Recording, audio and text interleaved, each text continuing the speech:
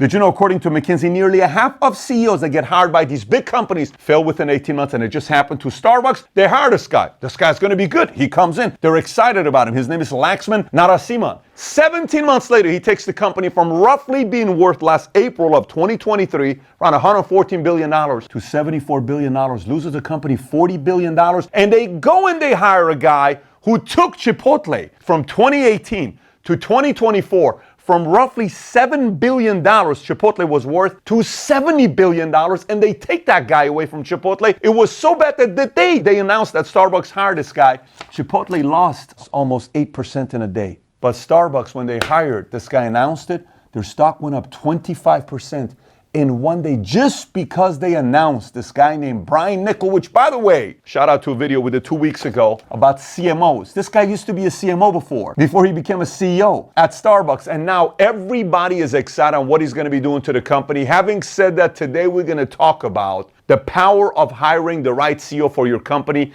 and what it can do for you. If you get value out of this video, give it a thumbs up and subscribe to the channel. By the way, this guy, Brian Niccol, that they hired, you know what his pay package was? $113 million. Everybody's saying, this is crazy. You're giving this guy $113 million. And this guy's all the way on the other side. How's this going to work out? By the way, the day they announced it, you know how much Starbucks stock went up, ready, in one day? They gave the guy $113. That's his contract, the package. Starbucks stock went up $20 billion in one day.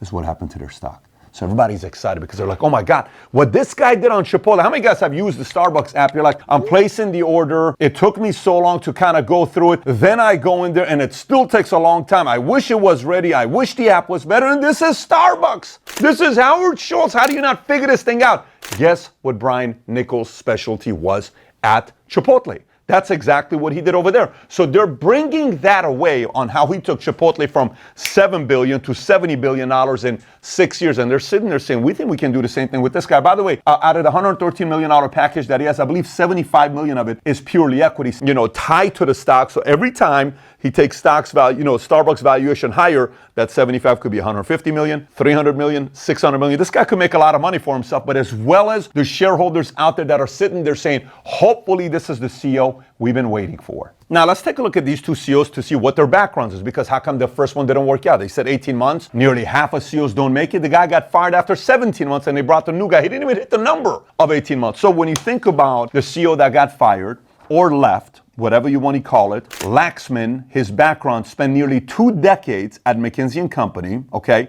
And he held leadership roles at Pepsi. He was a CEO of Reckitt, focused on expanding e-commerce and supporting the workforce during COVID-19. And this is what he believed in. Listen to this. Advocated for work-life balance, emphasizing not working past 6 p.m. because God forbid you work after 6 p.m., though this stance may have conflicted with the demands of Starbucks. Not just any place you're working at, Laxman, but I totally get it, right? You want kind of that whole relaxed type of an environment. By the way, I don't know if you guys saw what Eric Schmidt, former CEO of Google, recently said about why Google lost, because Google chose.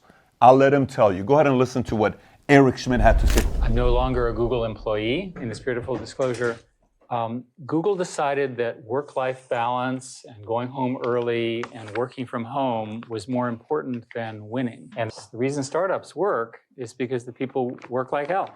And I'm sorry to be so blunt. Eric said it, and by the way, he apologized afterwards. Like, I didn't mean all the stuff that I said. I was being insensitive. No, Eric, you were right. You don't need to apologize. Google chose work-life balance over winning. Laxman chose work-life balance over winning. Now let's take a look at Brian Niccol's background. He held an MBA from Miami University. Then he got an MBA from University of Chicago Booth School of Business. Then he goes to Taco Bell. He's there from 2011 to 2018. At 2011, while he's there, 4 years later, he becomes a CEO. He's there with them till 18. Chipotle recruits him away, goes to Chipotle, takes Chipotle from $7 billion to roughly $70 billion. A few years later, under his leadership, Chipotle saw a massive digital transformation, including the implementation of Chipotlanes, which helped boost sales and operational efficiency, expanded digital sales and delivery options, improving customer experience and accelerating growth. During his tenure, Chipotle stock price soared and the company saw significant revenue and profits. And then obviously now he is at Starbucks to do what he did at Chipotle. Now you have to keep in mind, a company like Starbucks, they're going to go through a methodical process before they promote a guy or pick a person. And even the previous person, Laxman, Howard Schultz, he was shadowing him for a while until he got promoted as the only CEO running it by himself in April of 2023. So there's a process to this. And when you look at some of these studies that are being done on why boards fire CEOs in situations like this, it's very simple. Number one, poor performance. They want numbers. You're not moving a number no matter what you do. By the way, if you would have said, I want everybody to go home and work-life balance, but the stock doubles and triples, board's not going to say anything to you. But if you say you want work-life balance and the stock drops nearly $40 billion, everyone's interested in what you're doing wrong. Number two, loss of confidence. Once the board loses confidence, and you kind of Starbucks went through it, when the board started kind of sitting there saying, what the hell is going on with Starbucks? We got to kind of look at other options. That's done already. When they start talking like that, you have a problem. Number three, ethical misconduct. That's not the case here based on the stories we hear about. 4, failure to adapt. 5, weak leadership teams. CEOs who fail to build, inspire, or retain top talent reflect poorly on leadership, often resulting in termination. 6, ignoring customers. 7, micromanagement. 8, poor communication. 9, no succession plan. And 10, conflicts of interest. This is not a good moment for Laxman. I'm sure it's good for Brian, but it's not a good moment for Laxman. Either way, when you think about the background, one, Laxman, 20 years consultant at McKinsey. What do you do when you're a consultant at McKinsey? You tell other people what they need to do and you find other people's flaws. But then all of a sudden they say, hey, you think you can do this? Come on up and see if you can do this at, place like Starbucks. Yeah, I mean, I've been consulting for everybody, and all of a sudden, oh shit, this doesn't work in real life. It works telling others what to do, but it doesn't work when you're on the inside. This is why it pays to hire expert operators. At BidDavid.com, we run a consulting firm. We do engagements for nearly 1,000 businesses, 60 plus countries.